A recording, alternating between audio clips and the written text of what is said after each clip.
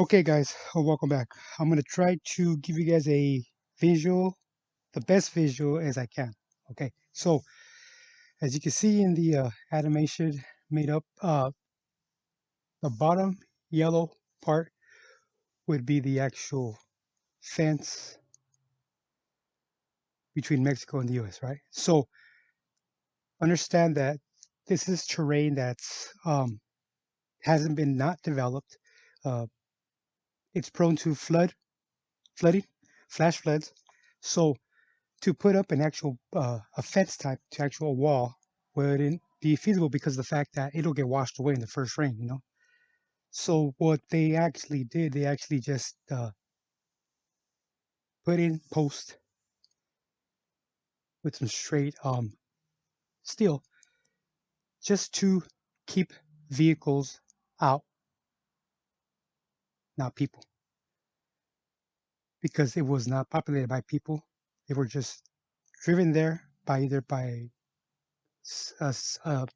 actual shuttle, a truck, a vehicle, however they can get there with their actual guide.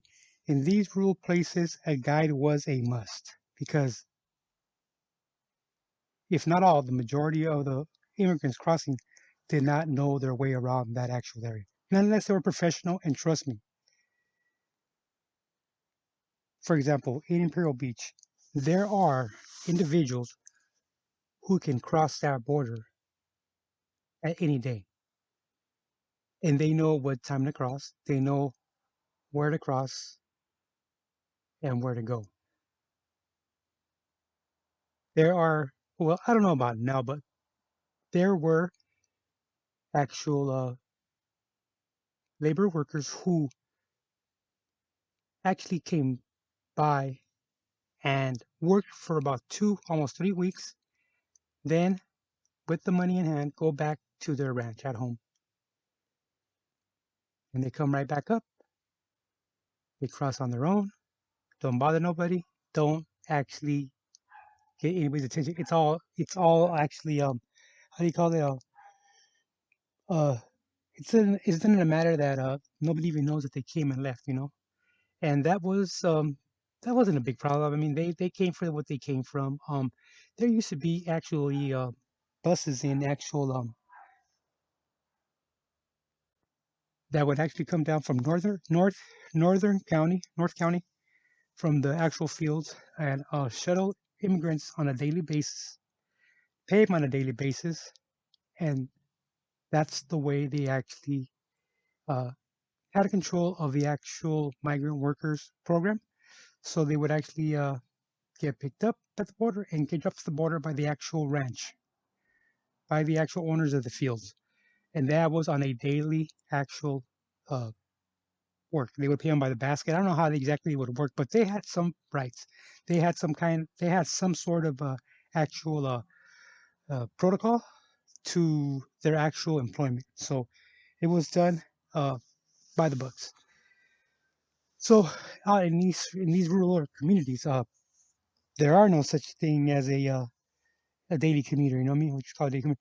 These are individuals need to be guided, and they also need to be transported after crossing the actual border, successful border crossing. They actually have to be uh, driven by vehicle to their destination. And primarily, how California works, it is uh, it is mandatory for you to have a place of drop off, because that place of drop off is going to be a place of payment. And if that doesn't exist, uh, you don't actually, they won't qualify. And they take care of all this before they even cross. You know, the majority of these farm workers already are employed. They are being waited on by the actual farm to actually head down towards dairy farms, agriculture, any kind of agriculture. You know, they'll be waiting for you. And apparently, these past few seasons, they've been actually late to actually tend to their chores at these ranch, you know. And so immigration has drastically changed, right? So as you can see at the yellow line, that's the actual border. So once you start working your way up towards the highway, like I said, these are river valleys, so they're they're valleys, they're different washes that go through there, and through there pass a very fast current. So when you actually have a like a I guess like a little bridge, little tunnel uh, for like a runoff, uh, it can be used by a person. You know, a person can easily get through there in a quick matter. So they actually use these type of little washes or little pipelines to for their advantage, right? So as soon as you get through there, your first row, you don't have to go over. You could actually just go under it. Less less for you to less for people to see you, right? Less visual, of a silhouette crossing through a certain road. So that's one way. That's an easy way to get through. And as soon as you go through the actual natural wash, uh, it's much easier. There's no rocks, there's no plants, there's no snakes, there are no actual wildlife, uh, as much wildlife in between these little sand washes. So as soon as you head towards the highway, it's pretty much brush on either side, uh, except for where the actual but this would be the Caltrans, where they actually grade the actual side of the road so you can have somewhere to park if for emergencies or tend to your needs. And by the way, there is nothing around these actual roads. There's no the nearest probably gas station is about 5 miles. And that'll be just a gas station. That'll be it. And a few couple stores after that minimum. But this is back in the 90s. So actually, when you actually get to the actual highway, there's brush, a little bit of grade, and then the road. So when I've always explained that these guys counter intel and these guys organization is very on precise point.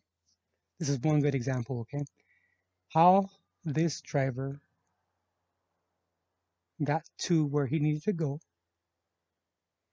at set time is beyond my belief because this vehicle had no sort of communication, not even the old flip phones, which were great for walkie-talkie. He did not have one of them. Nobody in the group had any kind of communication.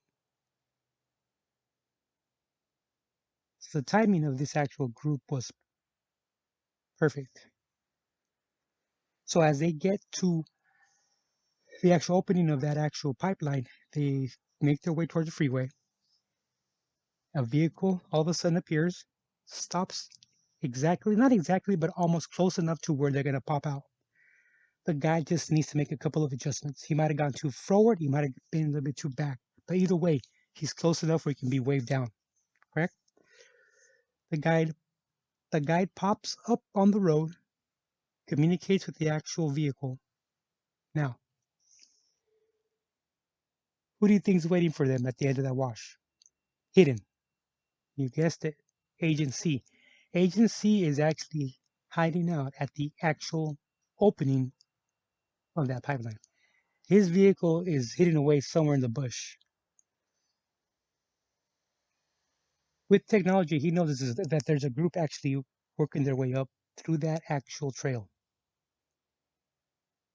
That's all he knows.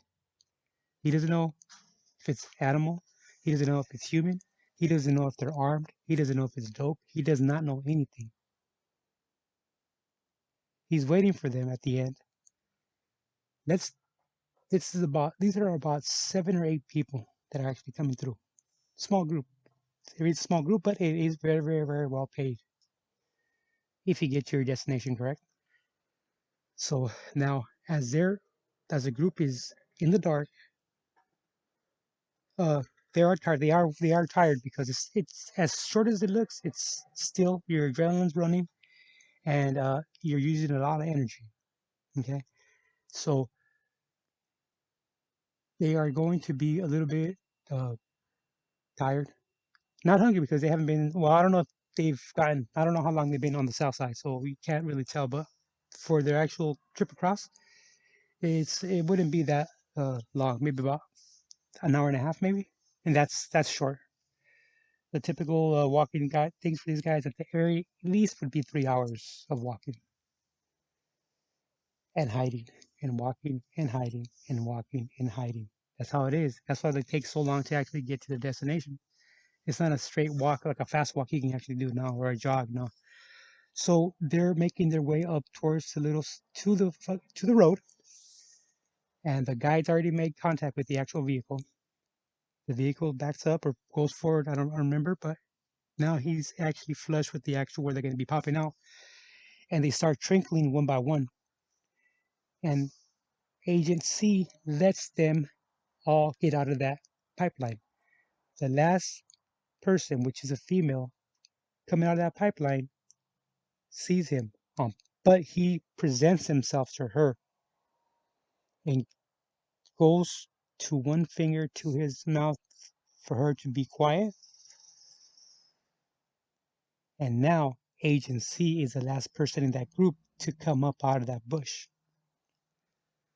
By that time, the actual the guide is now does now realize that the last person in this group is actually come off the bush, so he gets in the front driver's seat and lets that last person go into the drive to the back seat, that last person. But who's tailing her and who gets in the vehicle? Agent C. Now Agent C is in the back seat with 5 or 6 people, and they're already sitting on top of each other because that's just the way, you just got to make room as fast as you can because a sitting vehicle is a sitting duck for law enforcement. So you want to get that vehicle back on the road as fast as you can. So as soon as Agent C closes the door behind him, the driver sets it on drive. At which point, the coyote, the one sitting in the front, turns back and starts talking to them. And then he sees a uniformed border patrol agent, his jacket. And of course, he's startled. And that's when Agent C tells the guys to pull over. And you know what? Agent C is lucky. Agent C is lucky because this type of behavior is not warranted, and it's not welcomed either. And he was fortunate to have leadership that actually went. Actually, I'm not going to say went along with him, but actually uh, I don't even know what word to use. Not tolerated, but actually I guess entertained his ideas, because he has come up with some off the books scenarios that are only made for Hollywood, and and trust me, some of these I can't even bring up because it wouldn't be good. It wouldn't be good. And so I'm saying tactics, not the way you treat people. I'm saying tactics, So it could have easily went south for him. I mean, he could have easily got hurt. He could have easily got disappeared.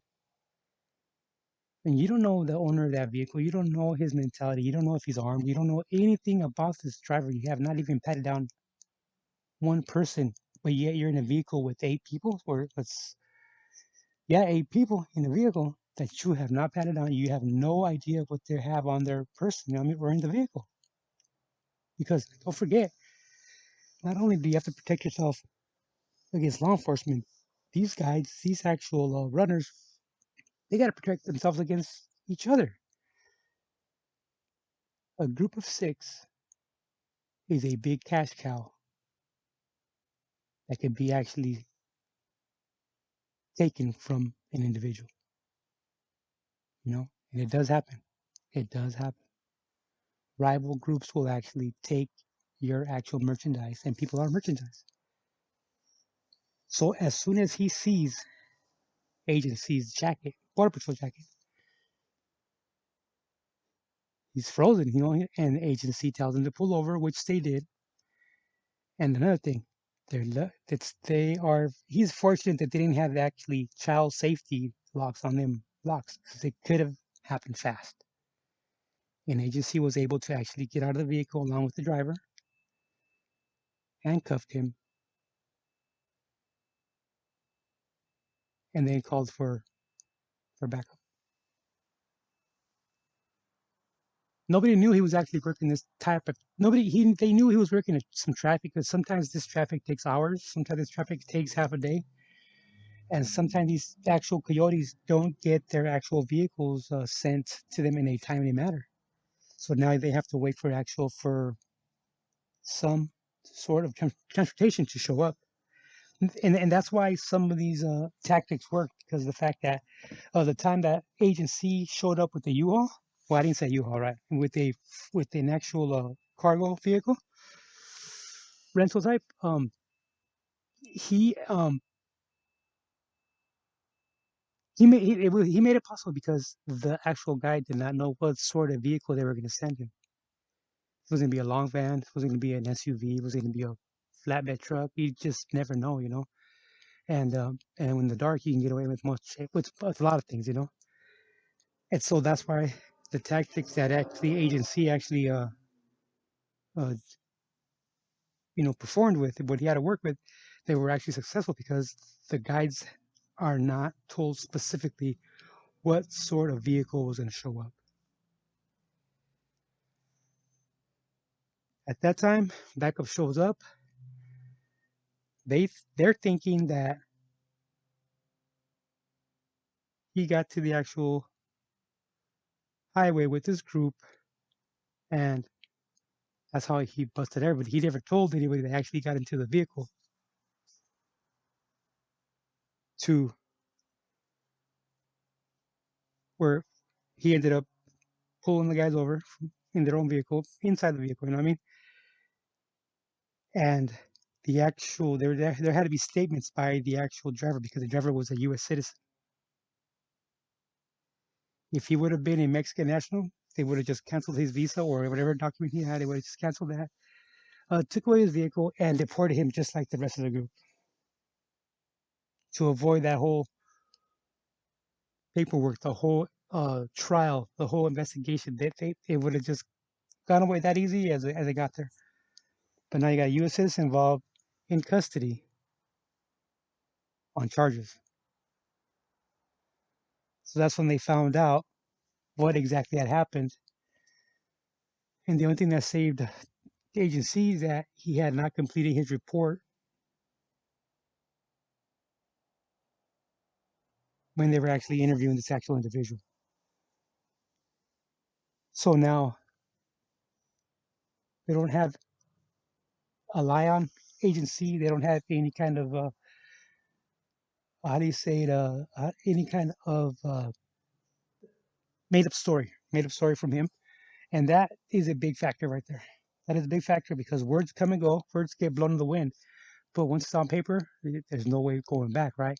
So that's what actually was saved his actual career from this, and they were able to clear it up. Of course, this driver got lower actual charges. Um, Maybe picking up a hitchhiker, they can do it that low. You know, it just say he didn't know what was going on. He pulled over, saw people with the stump with their thumbs up, and pulled over to give him a ride, which is illegal. It's a ticket, and he'll go on his way. So there are ways to actually clean up incidents such as this, you know. And but agency, he did get spoken to, and think I'm pretty sure this is his last major adventure of this sort. You know what I mean? And he got lucky. I'm telling you right now, he got lucky. They could have gone to a deep place. You know what I'm saying? If these guys were actually gang members, these guys were actually they had actually a lot to lose. That's when you have problems. You know, when these guys have records and they're looking at 5 to 7 years automatically if they get caught on this side of the border. And there's a lot of them out there like that, a lot of them, and a lot of English speaking ones because they were raised and they went to school on the north side. And that's just one of the capers that agency was known for. And I don't know. Like, I don't see, I don't, I wouldn't see me doing that sort of a actual, move. You know what I mean? Because it's a dangerous move, and you can lose your job for that. So that's just one more for agency, and hope you guys like it. Subscribe. Thanks a lot.